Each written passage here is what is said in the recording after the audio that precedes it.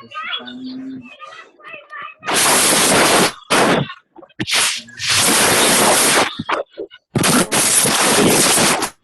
आगे चलते हैं। हमने बहुत ही इंपॉर्टेंट आयोनिक इक्विलिब्रियम की शुरुआत की है। तो मैंने बताया कि आयोनिक इक्विलिब्रियम में सबसे इंपॉर्टेंट होता है तो कोई भी आयोनिक कंपाउंड डिसोसिएट किस तरीके से होता है, डिसोसिएट किस तरीके से होता है ये देखना है हमको।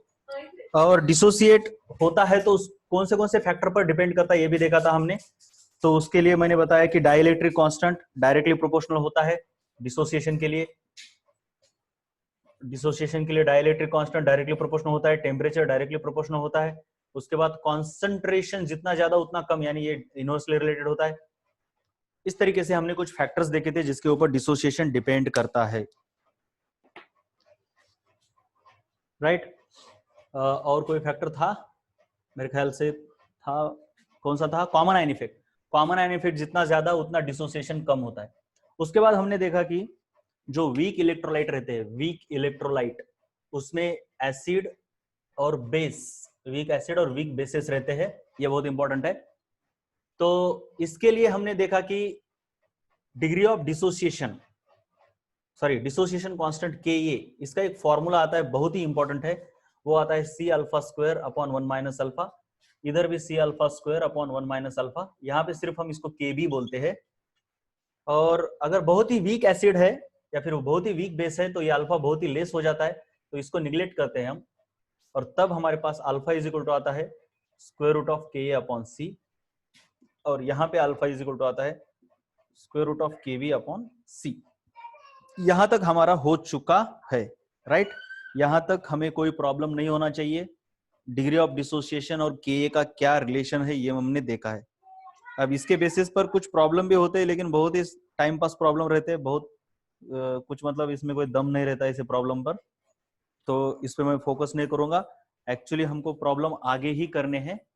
सो चलिए आगे चलते हैं। अब तो देखिए, अब हमको जाना है यहाँ पे, कॉमन आयन इफेक्ट देखना है। तो मैंने कल बताया कि कॉमन आयन इफेक्ट से क्या होता है। एक्चुअली मैंने सब कुछ एक्सप्लेन किया है वहां पे भी। Common ion effect, basically common ion effect क्या होता है कि किसी चीज में,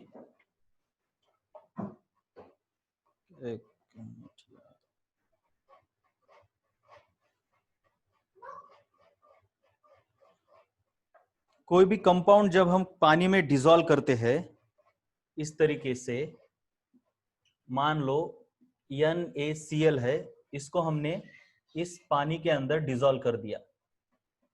अब ये तो स्ट्रॉन्ग इलेक्ट्रोलाइट है, इसलिए मैं जरा दूसरा लेता हूं। वीक इलेक्ट्रोलाइट में ही कॉमन आयन इफेक्ट काम करता है। तो मान लेते हैं HCN हमने यहाँ पे डाला। जब हम यहाँ पे HCN डालते हैं तो एक्चुअली रिएक्शन इस वेसल में होती कैसी है, HCN रिवर्सिबली गिव्स, ये वीक है। देखो रिवर्सिबल एरो हम सिर्फ वीक के लिए ही यूज करते हैं, स्ट्रॉन्ग के लिए नहीं। स्ट्रॉन्ग क्योंकि 100% डिसोसिएट होता है तो वो इरिवर्सिबल होता है। तो ये H plus plus CN minus, तो ये इस तरीके से क्या हुआ, डिसोसिएट होके रहा है, मतलब यहाँ पे ये वेसल में है। लेकिन जब हम यहाँ से ऐसा कोई कंपाउंड डालते हैं जिसमें या तो ये है या फिर ये, दोनों में से कोई भी एक आयन होना चाहिए।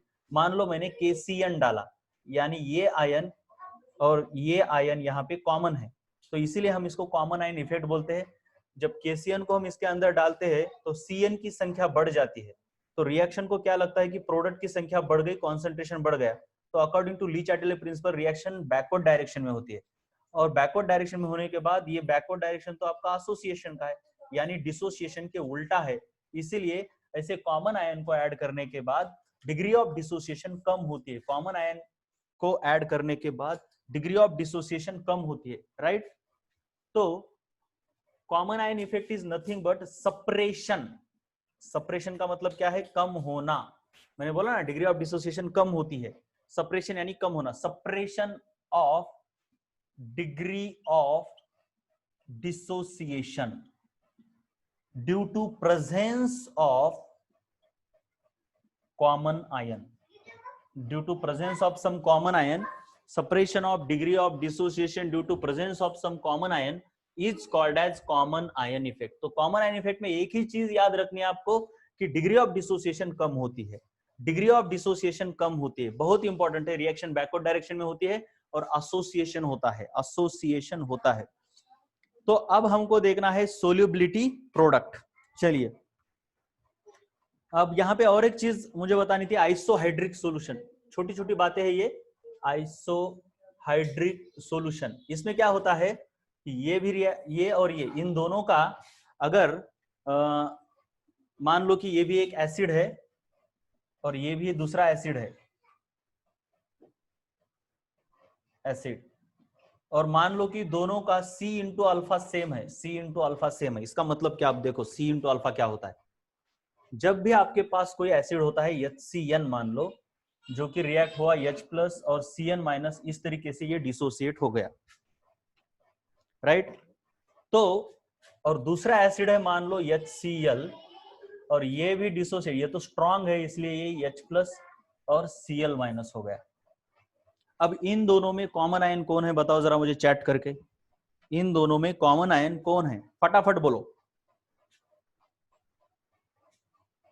हाँ, आज का डाउट लेक्चर अपलोड कर दूंगा बेटे, टेंशन मत लो। H plus is the common ion. बहुत HCN नहीं बेटा, पूरा का पूरा कॉमन आयन नहीं है, कॉमन आयन H है। HCN कहां से आयन है, HCN तो मॉलिक्यूल है बेटा, आयन नहीं है, ये मॉलिक्यूल है, ये आयन है, ये आयन है H प्लस, बाकी सभी सही है। अब ये जो कॉमन आयन है, अब मान लो इसमें HCN है और इसमें भी इसमें HCl है। अब देखो क्या होता है। अब C अल्फा क्या होता है, मान लो इसका कॉन्सेंट्रेशन C है और इसकी डिग्री ऑफ डिसोसिएशन अल्फा है, तो हम क्या लिखते हैं इसको C1 माइनस अल्फा, और इसको क्या लिखते हैं हम C अल्फा, C अल्फा।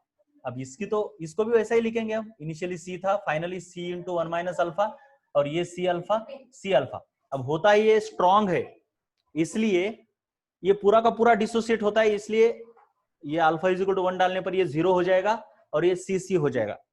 लेकिन ये स्ट्रॉन्ग की जगह पर अगर दूसरा कोई एसिड होता जो कि वीक है, मान लो दूसरा कोई एसिड होता जो कि वीक है, कुछ भी ले लो, HF लेते हैं हम, HF, ठीक है, H प्लस और F माइनस, तो ये C अल्फा का मतलब ये है, ये तो आपको समझ में आया, H प्लस। जो C अल्फा है इसका मतलब क्या है, H प्लस। अब अगर ये दोनों सॉल्यूशन है और ये इस तरीके से है कि दोनों के अंदर जो कॉमन आयन है, मान लो इन दोनों के अंदर कॉमन आयन कौन सा है बेटे, H प्लस, राइट। और दोनों की कंडीशन क्या मैच होती है, कॉमन आयन का C इंटू अल्फा सेम है, कॉमन आयन का C इंटू अल्फा सेम है, कॉमन आयन का C इंटू अल्फा सेम है। C इंटू अल्फा सेम है मतलब क्या है, कॉन्सेंट्रेशन सेम है। अरे भैया C इंटू अल्फा का मतलब क्या है, कॉन्सेंट्रेशन ही तो है, इसका कॉन्सेंट्रेशन, इसका कॉन्सेंट्रेशन। तो दो सॉल्यूशन जिनमें एक कॉमन आयन है और उन दोनों का कॉन्सेंट्रेशन दोनों तरफ सेम है, इसका मतलब दोनों का C अल्फा सेम है। मतलब कॉन्सेंट्रेशन इसका भले ही C1 हो, इसका C2 हो, इसकी डिग्री ऑफ डिसोसिएशन अल्फा 1 हो, इसके अल्फा 2 हो, C1 C2 सेम रहे ना रहे हमको कोई जरूरत नहीं है, अल्फा सेम रहे ना रहे कोई जरूरत नहीं है, हमको क्या सेम चाहिए, C1 alpha 1, C2 alpha 2। C is the concentration of acid, initial concentration of acid, मतलब जितना डाला था ये है उसका कॉन्सेंट्रेशन। लेकिन इक्विलिब्रियम आने के बाद H प्लस का कॉन्सेंट्रेशन कितना है, C इंटू अल्फा। सबसे पहले आपको कंफ्यूज नहीं होना है कॉन्सेंट्रेशन में। C कॉन्सेंट्रेशन किसका है, HF का। कब, शुरू में, डिसोसिएशन होने से पहले। लेकिन फाइनली HF का तो concentration C into 1 minus alpha है और H प्लस का तो कॉन्सेंट्रेशन C अल्फा है। तो सबसे पहले तो C मतलब कॉन्सेंट्रेशन नहीं है, C मतलब इनिशियल कॉन्सेंट्रेशन है। अब इक्विलिब्रियम आने के बाद, क्योंकि इक्विलिब्रियम तो बहुत जल्दी आ जाता है, अब कॉन्सेंट्रेशन क्या है, इसका C इंटू 1 माइनस अल्फा, इसका C अल्फा, इसका C अल्फा। हमको इसकी जरूरत नहीं, इसकी जरूरत नहीं, इसकी जरूरत नहीं, इसकी नहीं, इसकी है, इसकी है, इन दोनों की जरूरत है क्योंकि यही कॉमन आयन है। तो कॉमन आयन का कॉन्सेंट्रेशन C है क्या, नहीं है, C नहीं है। C तो कॉन्सेंट्रेशन इनिशियल है, वो भी इसका। तो इक्विलिब्रियम आने के बाद कॉमन आयन का कॉन्सेंट्रेशन क्या है, C into alpha. So initial concentration acid के कुछ भी हो जाए, लेकिन कॉमन आयन जो उनसे फॉर्म होता है उनका कॉन्सेंट्रेशन C इंटू अल्फा रहेगा। तो इसका मान लो इनिशियल कॉन्सेंट्रेशन C1 था, इसका C2 था, इसकी डिसोसिएशन अल्फा 1 है या अल्फा 2 है, हमको C1 C2 इक्वल रहने की जरूरत ही नहीं है, लेकिन कॉमन आयन का कॉन्सेंट्रेशन सेम होना चाहिए। अब ऐसा होता है, मान लो कि कॉन्सेंट्रेशन ऑफ कॉमन आयन अगर सेम है, कॉन्सेंट्रेशन ऑफ कॉमन आयन अगर दोनों में सेम है तो क्या होता है ये देखना है। कॉन्सेंट्रेशन ऑफ कॉमन आयन दोनों में सेम होने का मतलब क्या है, C1 alpha 1 is equal to C2 alpha 2, ना कि C1 is equal to C2। This is not the condition for similarity of concentration of common ion. Common ion का कॉन्सेंट्रेशन सेम होना मतलब C1 alpha 1 is equal to C2 alpha 2। चलो ये समझ में आया क्या? सबसे पहले बोलो, कॉमन आयन का कॉन्सेंट्रेशन दोनों वेसल में सेम होना, इसका मतलब है C1 alpha 1 is equal to C2 alpha 2, ना कि C1 is equal to C2। यहां तक खत्म। ओके, अब आगे देखते हैं आगे क्या। तो होता यह है बेटा, रिएक्शंस काम ना नंबर ऑफ मोल में नहीं करती, रिएक्शंस काम करती है कॉन्सेंट्रेशन में। क्या बोल रहा हूं मैं? कॉन्सेंट्रेशन में, कॉन्सेंट्रेशन में काम करती है, राइट। अब देखो क्या, ठीक से देखो,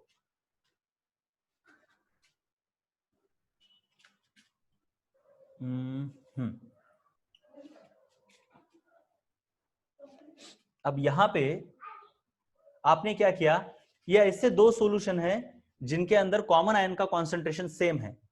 अब आपने यहां से इधर डाला सॉल्यूशन, यानी H प्लस की संख्या बढ़ गई, H प्लस की संख्या बढ़ गई। इधर से इधर सॉल्यूशन डाला तो H प्लस की संख्या, नंबर ऑफ मोल तो बढ़ गए, लेकिन H प्लस का कॉन्सेंट्रेशन बढ़ा या कम हुआ, ये बताओ मुझे। वेसल ए में वेसल बी को डाल दिया तो H प्लस की संख्या तो बढ़ी, लेकिन H प्लस का, H प्लस यानी कॉमन आयन, उसका कॉन्सेंट्रेशन पहले यहां पे जितना था उतना ही रहा, बढ़ा या कम हुआ? बोलो, सेम, इंक्रीज, डिक्रीज? बहुत ही अच्छा आदेश, बहुत ही अच्छे, बहुत ही अच्छे, बहुत ही अच्छे, आपको समझ रहा है इसका मतलब, राइट। तो कॉन्सेंट्रेशन सेम रहेगा बेटे, बहुत इंपॉर्टेंट है ये समझना।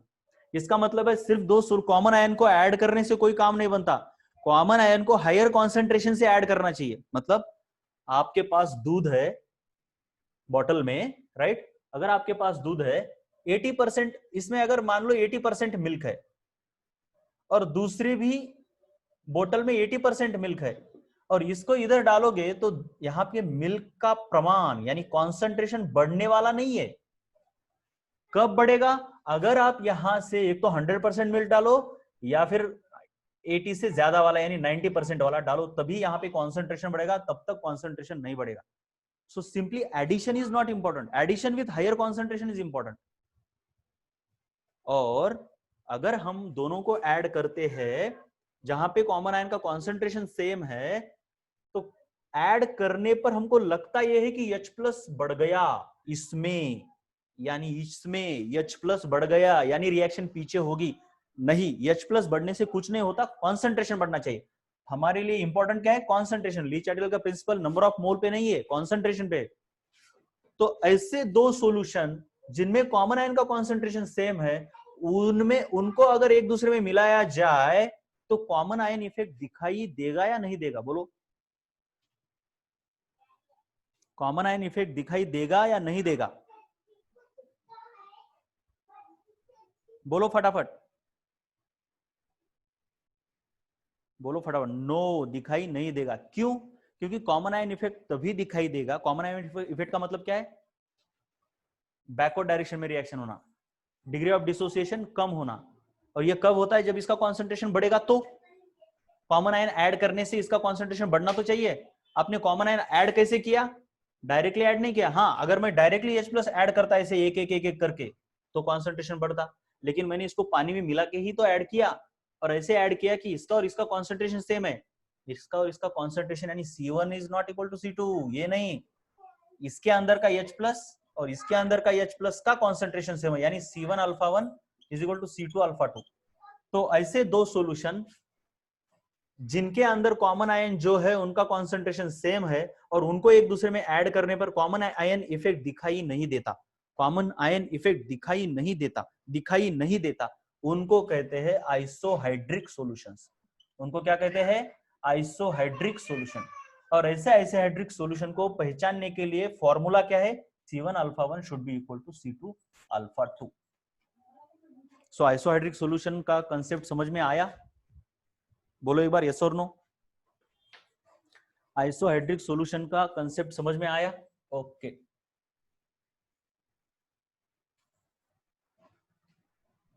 Isohydric solutions are solutions in which concentration of acid, no, wrong. Concentration of common ion is same. That is C1 alpha 1 is equal to C2 alpha 2. और ऐसे दोनों को ऐड करने पर कॉमन आयन इफेक्ट दिखाई नहीं देता, यानी रिएक्शन में कोई फर्क नहीं पड़ता। अब हम देखते हैं सोल्यूबिलिटी प्रोडक्ट को। बहुत ही इंपॉर्टेंट है सोल्यूबिलिटी प्रोडक्ट। बहुत ही सिंपल टॉपिक है लेकिन बहुत बड़ा है और इंडस्ट्री में इसका यूज भी उतना ही ज्यादा है। डिफिकल्टी लेवल इसकी कुछ नहीं है बेटा, लेकिन बहुत ही इंपॉर्टेंट है। अब मान लो,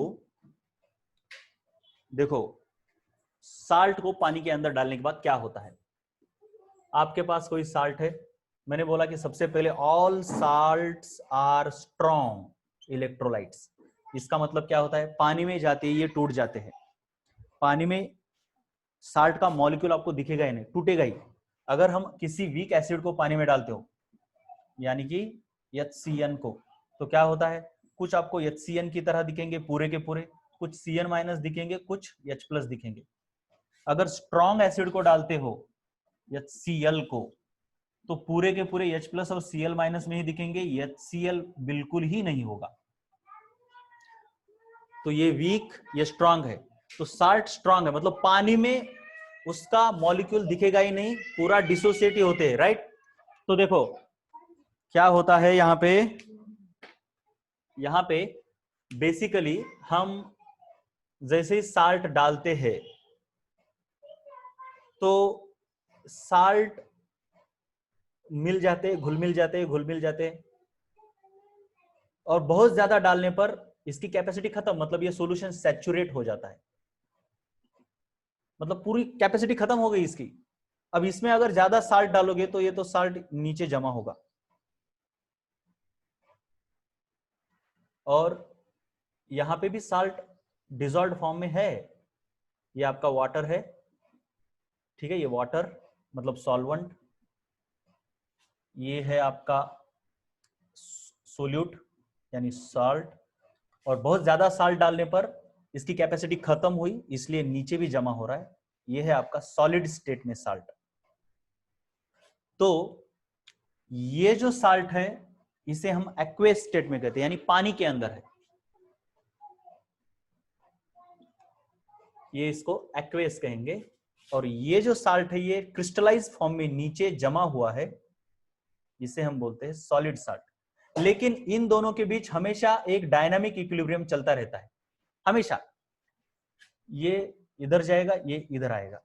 ये हमने देखा है क्रिस्टलाइजेशन और सोल्यूबलाइजेशन, इसे हम कहते हैं ये डायनामिक इक्विलिब्रियम चलता रहता है। तो मैं इसे कैसे लिखता हूं? देखिए, आपके पास ऊपर से डाला है साल्ट, उसमें से कुछ घुला हुआ साल्ट है और कुछ नीचे जमा हुआ साल्ट है। जो जमा हुआ साल्ट है उसे हम कहेंगे सॉलिड साल्ट। वो एक इक्विलिब्रियम में है किसके साथ? Aqueous salt, aqueous salt. तो अगर मैं एक एग्जांपल ले लूं, मान लो आपके पास एक सिंपल सा साल्ट है NaCl, और वो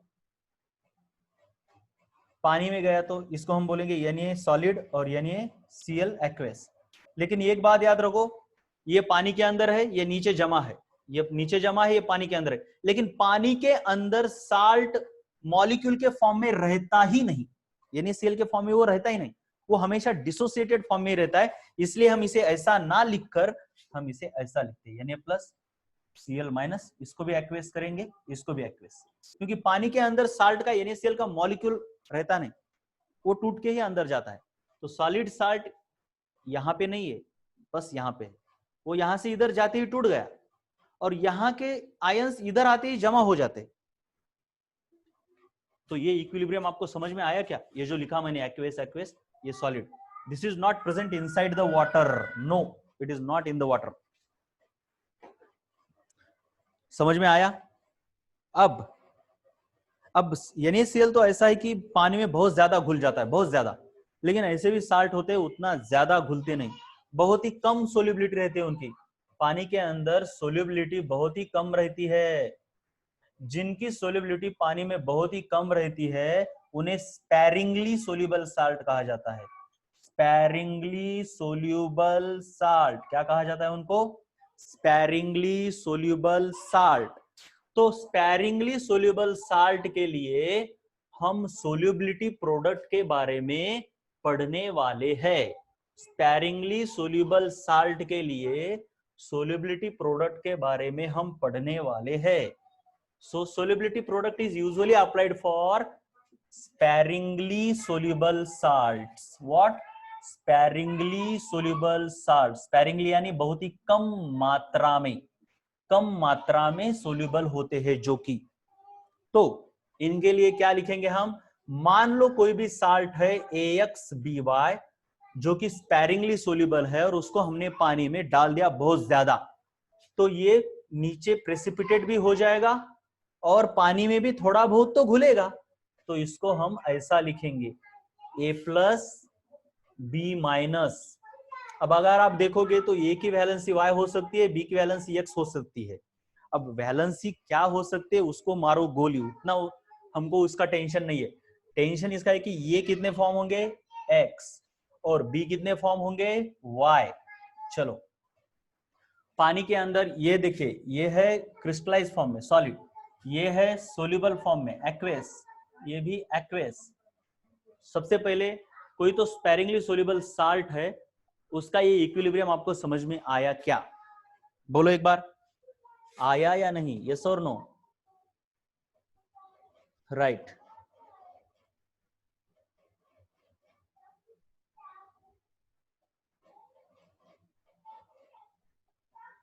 बेटा ये परवेज कौन है बेटा? इतना सारा स्पेस क्यों दे रखे हो इधर? गलतियां क्यों करते हो ऐसा? परवेज कौन है? ये परवेज क्यों आते हैं यार? चलो जाओ, आप बाहर निकल जाओ। ठीक है, चलिए तो अब देखते हैं, आगे चलते हैं सोल्युबिलिटी प्रोडक्ट का मतलब क्या है। तो अगर आप देखोगे, मान लो कि ये जो साल्ट है, अब ठीक से देखो, हाँ, ये जो साल्ट है पानी के अंदर डाला और पानी के अंदर इसके ये इस तरीके से होता है। देखिए पहले साल्ट है आपके पास AXBY, ये सबसे पहले सॉलिड फॉर्म से पानी के अंदर चला जाता है, राइट? लेकिन जैसे ही ये जाता है वैसे ये टूट जाता है AXBY। तो मान लो ये यहां पे जो जमा था साल्ट, उसमें से 10 मोल इसके अंदर गए तो 10 के 10 टूट जाएंगे। तो इसका मतलब है ये 10 अंदर गए थे, ये 10 टूटने के बाद ये ऐसा दिखेगा आपको XA और YB ऐसा दिखेगा। तो ये 10 टूटने के बाद इसके 10 नहीं फॉर्म होते बेटा, 10X फॉर्म होते हैं और इसके 10Y फॉर्म होते हैं। ये समझ में आया क्या? बोलो एक बार यस और नो। 10X और 10Y समझ में आया क्या?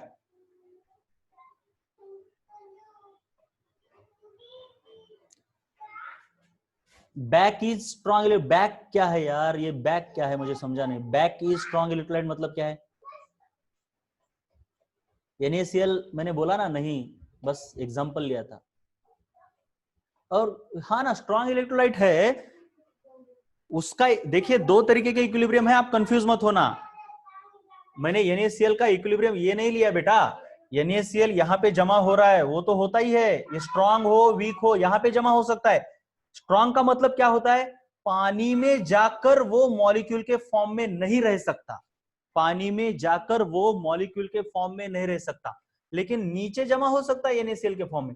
पानी में गया Na+ और Cl- में इसको टूटना ही होगा, लेकिन HCN क्या करता है, कितना भी HCN डालो आप, वो नीचे भी जमा होता है बहुत ज्यादा सैचुरेट होने के बाद। HCN इधर भी जमा होगा, पानी के अंदर भी HCN मिलेगा आपको पूरा मॉलिक्यूल, और ये थोड़ा बहुत टूटेगा भी, H+CN-, ऐसा समझ रहा है क्या।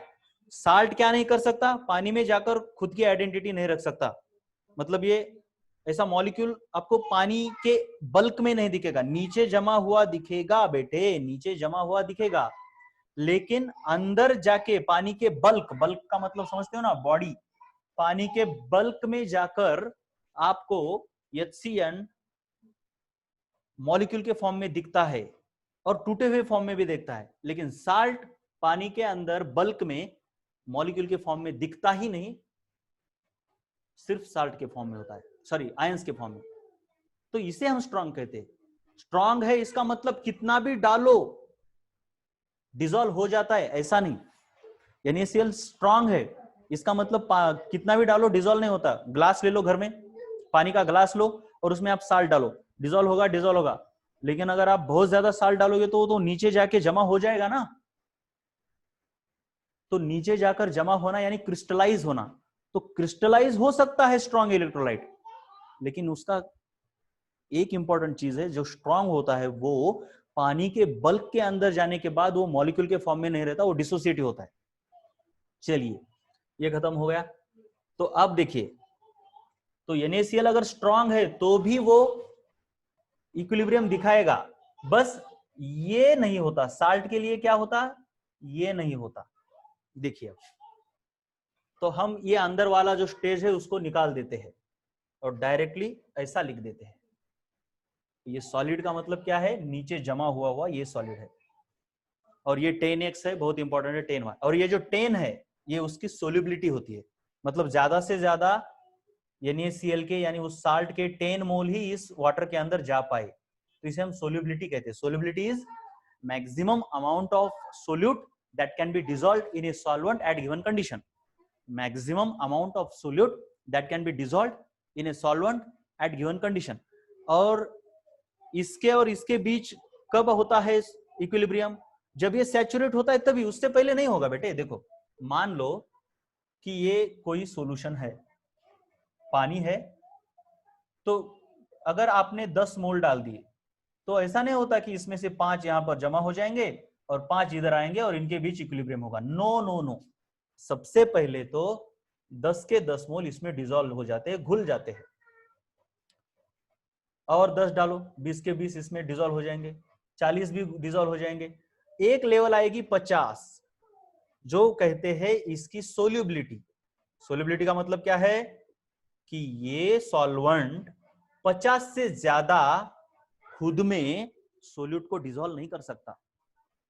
So the solubility of this salt जो कि ऊपर से डाला है, मान लो ये है, इज 50 मोल पर लीटर। इसका मतलब क्या है कि अगर आप 50 मोल इसमें डालोगे एक एक करके तो वो पूरे के पूरे इसमें डिसॉल्व हो जाएंगे। डिसॉल्व होंगे मतलब टूट भी जाएंगे और नीचे कुछ भी जमा नहीं होगा। लेकिन 50 के बाद जो आप डालते हो ऊपर से एक एक, अगर मान लो 50 के बाद हमने और 10 डाले यानी टोटल 60 डाले, तो होगा क्या, डिसॉल्व हो जाएंगे 50 और नीचे जमा हो जाएंगे 10। यानी सबसे पहले ये सॉल्यूशन सैचुरेट होता है और उसके बाद ही नीचे सॉलिड साल्ट जमा होता है, और उसके बाद इन दोनों के बीच ये इक्विलिब्रियम एस्टेब्लिश होता है। यानी ये जो साल्ट का इक्विलिब्रियम है ना, ये सॉलिड और एक्वेस का, ये ऑलवेज सैचुरेटेड सॉल्यूशन में ही होता है। और सैचुरेटेड सॉल्यूशन का मतलब क्या होता है कि इसमें मैक्सिमम नंबर ऑफ साल्ट के अमाउंट हमने डाल दिया है, मैक्सिमम अमाउंट। अब किसी साल्ट की सोल्युबिलिटी 50 होती है, किसी की 10 होती है, किसी की 20 होती है, किसी की 40 होती है, ये सॉल्वेंट और सोल्यूट के ऊपर डिपेंड करता है। तो मान लो इस साल्ट की सोल्युबिलिटी यस है, इसका मतलब अगर आपने ऊपर से साल्ट डाला तो यहां नीचे यस मोल जमा होते हैं या पानी के अंदर यस मोल जाते हैं, बोलो पानी के अंदर या नीचे। सोल्युबिलिटी यस है इसका मतलब क्या, या फिर टोटल ऊपर से ही यस डाले, तीन में से कौन, बोलो। ये पहली ऊपर से यस डालना पड़ेगा, चलो वो छोड़ो वो छोड़ो वो छोड़ो वो छोड़ो, मान लो AX/BY की सोल्यूबिलिटी इस पानी के अंदर 10 मोल पर लीटर है। इसका मतलब क्या कि ऊपर से टोटल 10 मोल डालने होंगे, या फिर एक्वेस सॉल्यूशन में दो, मतलब ये 2 नंबर की कंडीशन यानी एक्वेस सॉल्यूशन में 10 मोल होने चाहिए, या नीचे डिसॉल्व 10 मोल होने चाहिए। तीसरी कंडीशन, कौन सी कंडीशन अप्लाई होती है? ऊपर से 10 मोल डालने चाहिए, या फिर इस पानी में 10 होने चाहिए, या फिर नीचे? कौन सी कंडीशन सेटिस्फाई करता है जब मैं कहता हूं कि इस साल्ट की सोल्युबिलिटी इन द वाटर 10 है?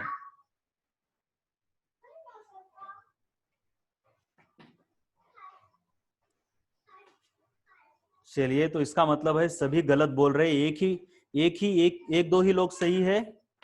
ज्ञानेश्वरी को समझाया। देखो देखो बेटा, ठीक से देखो, ठीक से देखो, ठीक से देखो, ठीक से देखो रे बेटा, ऊपर से 10 नहीं बेटा। देखो, ऊपर से अगर हमने 10 डाल दिए ना, तो क्या हो सकता है, उनमें से 10 के 10 यहां पे रह सकते हैं। मतलब इसकी सोल्युबिलिटी 10 है ना, तो 10 के 10 यहीं पे रहेंगे। लेकिन अगर हमने ऊपर से 15 भी डाले, तो 10 इसमें रहेंगे और 5 यहां जाएंगे। सो मेन कंडीशन है कि इस पानी के अंदर 10 होने चाहिए। अरे नीचे 100 भी रहने दो, कोई फर्क नहीं पड़ता। तो ऊपर से 110 डालो, नीचे 100 जाएंगे और यहां पे 10 आएंगे। यहां पे 10 से ज्यादा नहीं आ सकते, ये बहुत इंपॉर्टेंट है। और 10 आने तक क्या होता है देखो, 10 आने तक क्या होता है देखो, हाँ ठीक से देखो जरा। ये बल्क होता है और ये नीचे जो है वो जमा हो रहे हैं, इसको बल्क कहते हैं, बल्क ऑफ द वाटर। अब जब ऊपर से हम 2 डालेंगे तो दोनों के 2 यहां पे डिसॉल्व होंगे बेटा। इसमें 5 डालो, 5 के 5 डिसॉल्व हो जाएंगे। 10 डालो, 10 के 10 इसमें डिसॉल्व हो जाएंगे, मतलब यहां पे 10 हो गए। अब अगर 11वां डालोगे तो वो 11वां जो है उसमें से ये 10 यहां पे रह जाएंगे, मतलब 10 यहां पे है ऑलरेडी अब, और जो 11वां डाला वो जाएगा नीचे। 12th डालो, वो भी यहां पे आएगा। मतलब क्या करोगे आप, अब अगर दूसरा पॉट ले लो और उसमें आपने 25 मोल डाल दिए साल्ट के, तो इसमें से 10 ही यहां पर रहेंगे बल्क में, और बाकी के 15 नीचे जाके डिपॉजिट हो जाएंगे। लेकिन ऐसा नहीं होता।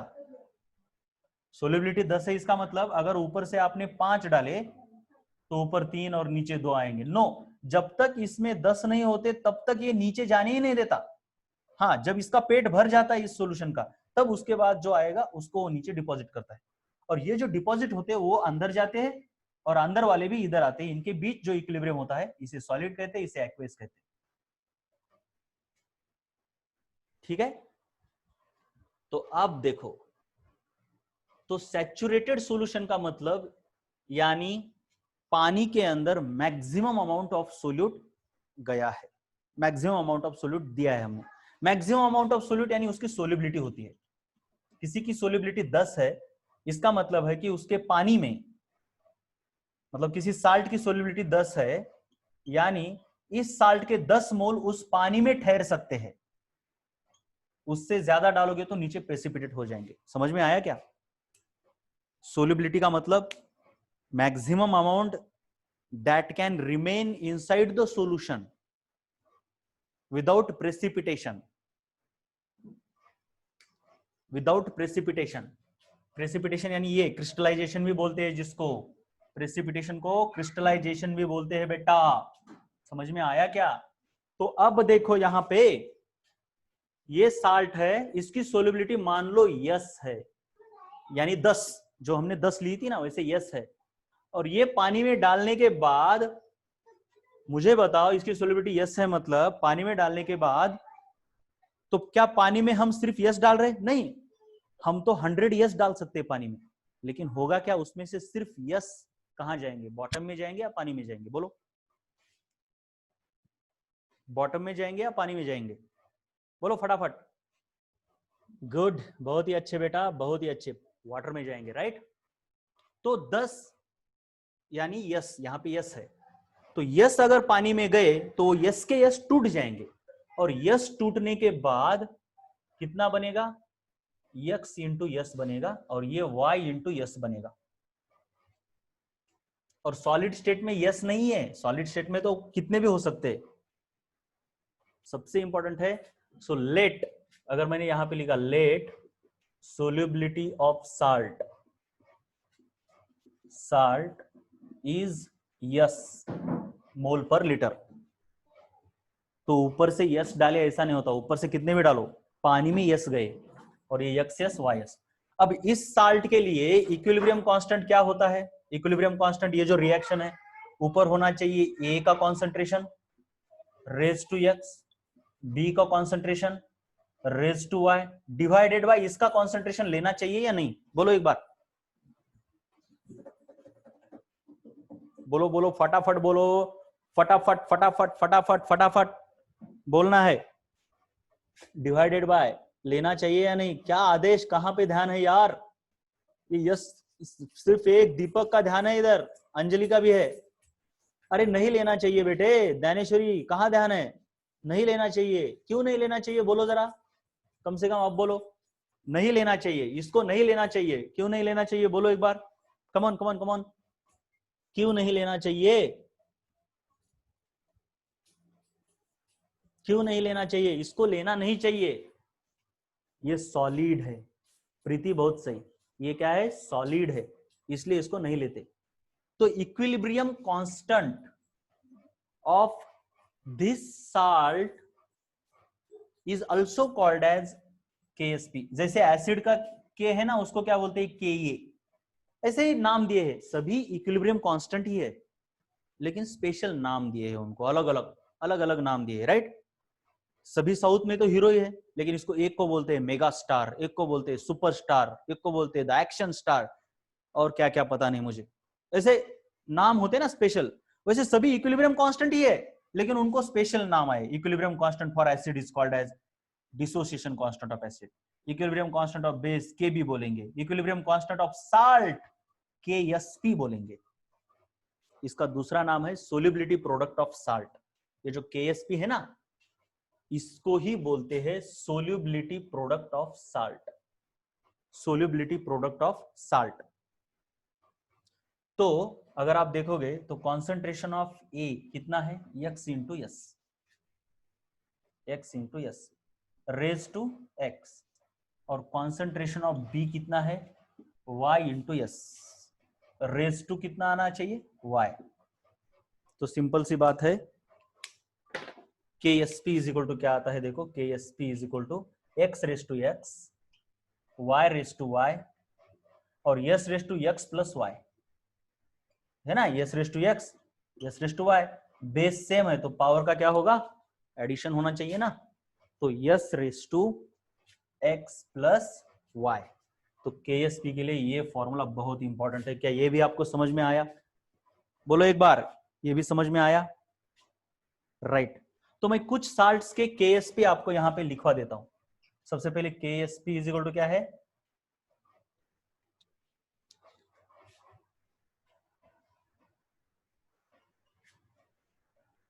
तो देखो यहां पे साल्ट और उसका KSP लिखता हूं। साल्ट अगर NaCl है तो यहाँ पे 1 है, यहाँ पे 1 है, तो ये 1 मतलब x हो गया बेटा और ये हो गया y आपका, ठीक है ना। आपका साल्ट यहाँ पे कौन सा है AX BY, तो x रेज टू x यानी 1 raise to 1 multiplied by 1 raise to 1 into yes raise to x plus y, y कितना है 1, तो यहां पे मैं इक्वल टू लिख लेता हूं 1 1 1 यस स्क्वायर। वैसे अगर मैं MgCl2 साल्ट लेता हूं तो इसका ये हो गया x, ये हो गया y, राइट। तो क्या आता है x रेज टू x यानी 1 raise to 1 2 raise to 2 yes raise to 1 plus 2 यानी कितना होता है ये 4 यस क्यूब। और एक मैं साल्ट ले लेता हूं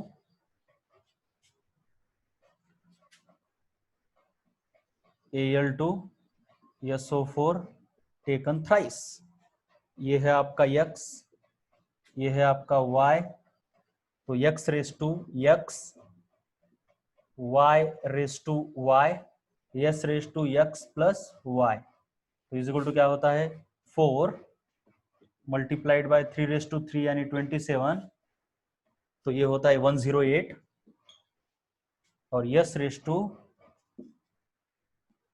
2 प्लस 3 इज 5। चलो क्या समझ में आया किस तरीके से मैंने ये अलग अलग साल्ट के लिए केएसपी निकाला? समझ में आया? यस और नो बोलो एक बार, फटाफट बोलो बेटे, फटाफट बोलो यस। तो आज के लिए इतना ही काफी, इसको आप लिख लो ठीक तरीके से।